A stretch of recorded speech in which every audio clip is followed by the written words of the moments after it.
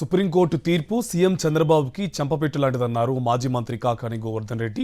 రాష్ట్ర ప్రభుత్వం ఏర్పాటు చేసిన సిట్ ద్వారా నిజానిజాలు బయటికి రావన్నారు.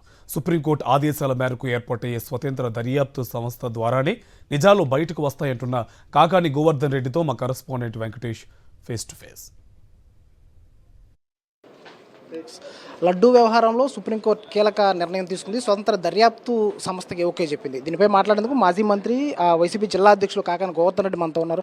సార్, ఏం చెప్తారు? చంద్రబాబు చేసిన వ్యాఖ్యలపై వైవి సుబ్బారెడ్డి కోర్టును ఆశ్రయించడం, సో కోర్టు కూడా స్వతంత్ర దర్యాప్తు సంస్థకి అంగీకారం తెలిపింది. సో దీనిపై నేను చెప్తాను. లడ్డూ వ్యవహారంలో చంద్రబాబు నాయుడు కుట్రకోణం ఈరోజు బహిర్గతమైంది. ఏదైతే చంద్రబాబు నాయుడు వైఎస్ఆర్ కాంగ్రెస్ పార్టీ ప్రభుత్వం మీద, ఆనాటి జగన్మోహన్ రెడ్డి గారి మీద, టీటీడీ బోర్డు మీద బురద జల్లేటువంటి కార్యక్రమాన్ని చేపట్టి తిరుమల తిరుపతి దేవస్థానం యొక్క ప్రాశస్త్యం, పవిత్రత, ప్రతి ఒక్కరూ దేశ విదేశాల్లో అత్యధికంగా ప్రేమించేటువంటి పవిత్రతతో కూడుకున్నటువంటి లడ్డు ప్రసాదం మీద విమర్శలు చేయడం అనేటువంటిది రాష్ట్ర ప్రజలు, దేశ ప్రజలు, ఇతర దేశాల్లో ఉన్నటువంటి చాలామంది ఈ భారతదేశానికి చెందినటువంటి వాళ్ళు బాధపడడం జరిగింది. సుప్రీంకోర్టు గతంలో ఏదైతే ఇది విచారణకు వచ్చినప్పుడు అనేక రకాలైనటువంటి వ్యాఖ్యలు చేయడం జరిగింది. దాదాపుగా సుప్రీంకోర్టు ధర్మాసనం చేసినటువంటి వ్యాఖ్యలు అన్నీ కూడా అప్పటి వరకు వైఎస్ఆర్ కాంగ్రెస్ పార్టీ ఇచ్చినటువంటి వివరణతో సరిపోల్చుకుంటే రెండు దాదాపుగా ఒకటే విధంగా సుప్రీంకోర్టు కూడా వైఎస్ఆర్ కాంగ్రెస్ పార్టీ నాయకులు, ఆనాటి టీటీడీ బోర్డు చైర్మన్లు జగన్మోహన్ రెడ్డి గారు ఏదైతే చెప్పాడో వాటితో దాదాపుగా ఏకీభవించినట్టుగా కనిపించింది. కాబట్టి ఇటువంటి పరిస్థితుల్లో చంద్రబాబు నాయుడు అనేటువంటి వ్యక్తి దుర్మార్గం అనేటువంటి దానికి, ప్రతి దానికి నీచ రాజకీయాలకు పాల్పడేటువంటి ఒక ఉన్నతమైనటువంటి వ్యక్తిత్వం, మనస్తత్వం లేనటువంటి చంద్రబాబు ఈ రాష్ట్రానికి ముఖ్యమంత్రిగా పనిచేయడానికి అనర్హుడు. కాబట్టి చంద్రబాబు నాయుడు చేసినటువంటి రాద్ధాంతం, ఈరోజు చంద్రబాబు నాయుడు మీద సుప్రీంకోర్టు చేసినటువంటి వ్యాఖ్యలు, చంద్రబాబు నాయుడు వేసినటువంటి సిట్టును రద్దు చేయడం, ఇవన్నీ కూడా మనం ఏ విధంగా చూడాలి అంటే చంద్రబాబు నాయుడు పరిపాలనా తీరుని ఈరోజు సర్వోన్నత న్యాయస్థానం తప్పుపట్టింది. కాబట్టి అటువంటి పరిస్థితుల్లో దాదాపుగా మొన్న చేసినటువంటి వ్యాఖ్యలు, ఈరోజు తీసుకున్నటువంటి నిర్ణయం, ఈరోజు చంద్రబాబు నాయుడు మీద స్ట్రక్చర్స్ పాస్ అయినట్టుగానే భావించి చంద్రబాబు నాయుడు వెంటనే ప్రజలకి, భక్తులకి, వెంకటేశ్వర స్వామి భక్తులకి క్షమాపణ చెప్పి పదవి నుంచి, రాజ్యాంగ పదవి ఏదైతే నిర్వహిస్తున్నాడో ముఖ్యమంత్రిగా, ఆ పదవి నుంచి తప్పుకొని వెంటనే రాజీనామా చేయాల్సినటువంటి అవసరం ఉంది అని చెప్పి మేము అభిప్రాయపడుతున్నాం. సార్, నిన్న పవన్ కళ్యాణ్ కూడా వారాహి డిక్లరేషన్లో కొన్ని వ్యాఖ్యలు చేశారు. అన్ని మతస్థులకే కోర్టులు సహకరిస్తున్నాయి అని చెప్పారు. సో దీనిపై నేను చెప్తాను. అంటే పవన్ కళ్యాణ్ వ్యాఖ్యలు చూస్తే పవన్ కళ్యాణ్కి రాజ్యాంగాన్ని గురించి తెలియదు, రాజ్యాంగ వ్యవహారాన్ని గురించి తెలియదు, సనాతన ధర్మం గురించి అర్థం చేసుకోలేడు. నిన్న వారాహి సభలో పవన్ కళ్యాణ్ చేసినటువంటి వ్యాఖ్యలు ఏదైతే ఉన్నాయో వాంఛనీయం కాదు. పవన్ కళ్యాణ్ వ్యాఖ్యల్ని ప్రతి ఒక్కరూ ఖండిస్తున్నారు, గర్హిస్తున్నారు.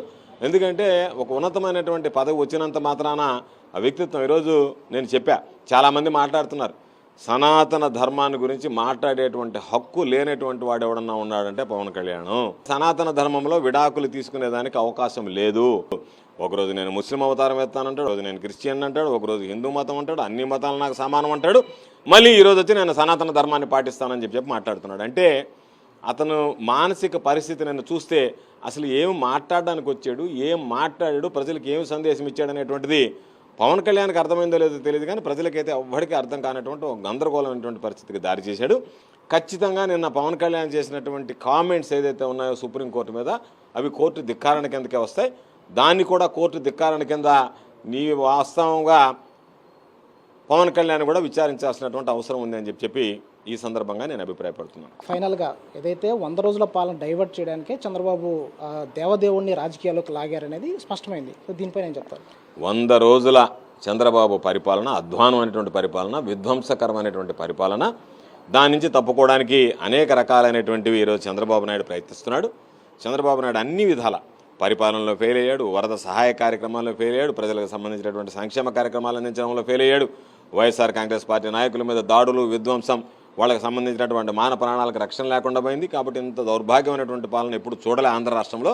ప్రజలు ప్రశ్నించేటువంటి సమయం వచ్చింది కాబట్టి నువ్వు చెప్పి మాకు ఎందుకు ఇవ్వలేదు అనేటువంటిది అడుగుతున్నారు. కాబట్టి వాటి నుంచి డైవర్ట్ చేయడానికి 100 రోజుల మీటింగ్ అని పెట్టి ఆ మీటింగ్లోనే ఇటువంటి అపవిత్రమైనటువంటి మాటలు చంద్రబాబు నాయుడు నోటుకుండా రావడం జరిగింది. చంద్రబాబు నాయుడు ఎన్ని డైవర్షన్ పాలిటిక్స్కి పూనుకున్నా ఈరోజు సాక్షాత్తు కలియుగ దైవం వెంకటేశ్వర స్వామి నేనున్నాను అని చెప్పి రుజువు చేసినటువంటి సంఘటన. చంద్రబాబు వేసినటువంటి సిట్టును పక్కన పెట్టాడు, ఈరోజు సుప్రీంకోర్టు ఏదైతే నిర్ణయం తీసుకున్నదో దాన్ని ఆహ్వానిస్తున్నాం. సిబిఐ ఆఫీసర్లు ఉంటారు, సిబిఐకి సంబంధించినటువంటి వాళ్ళు ఇద్దరిని స్టేట్ గవర్నమెంట్ నామినేట్ చేయమనింది. ఒక అతను ఎఫ్ఎస్ఎస్ఐ నుంచి ఫుడ్ సెక్యూరిటీ అండ్ మామూలుగా సేఫ్టీకి సంబంధించినటువంటి దానికి సంబంధించినటువంటి అథారిటీ ఆఫ్ ఇండియాకి సంబంధించినటువంటి దాంట్లో standards food security standards authority of India నుంచి ఒక వ్యక్తిని అపాయింట్ చేయమన్నారు. 5 మందితో సిట్ వేయమని చెప్పింది. ఇది కూడా సిబిఐ డైరెక్టర్ సంబంధించినటువంటి ఆయన పర్యవేక్షణలో జరగాలి విచారణ అని చెప్పడం, ఇది స్వతంత్రంగా విచారణ జరిపించేటువంటి అవకాశం కలిగింది. సుబ్బారెడ్డి గారు కానీ మిగతా చాలామంది ఏదైతే పిల్లు వేశారో దానికి సంబంధించినటువంటి సుప్రీంకోర్టులో రిట్ వేశారో చంద్రబాబు నాయుడికి ఇది చెంపపెట్టు లాంటిదిగా మేము భావిస్తున్నాం. చంద్రబాబు నాయుడులో ఇప్పుడైనా పరివర్తన రావాలని ఆశిస్తున్నాం, ఆకాంక్షిస్తున్నాం. పూర్తయితే చంద్రబాబు నాయుడు రంగులు మరింత బయటపడేటువంటి అవకాశం ఉంది. సో మొత్తంగా ప్రపంచవ్యాప్తంగా ఉన్న హిందూ భక్తులందరికీ కూడా చంద్రబాబు క్షమాపణ చెప్పాలని మాజీ మంత్రి కాకాని గోవర్ధన్ రెడ్డి డిమాండ్ చేస్తున్నట్టు పరిస్థితి కనిపిస్తుంది. నెల్లూరు నుంచి వెంకటనారాయణ.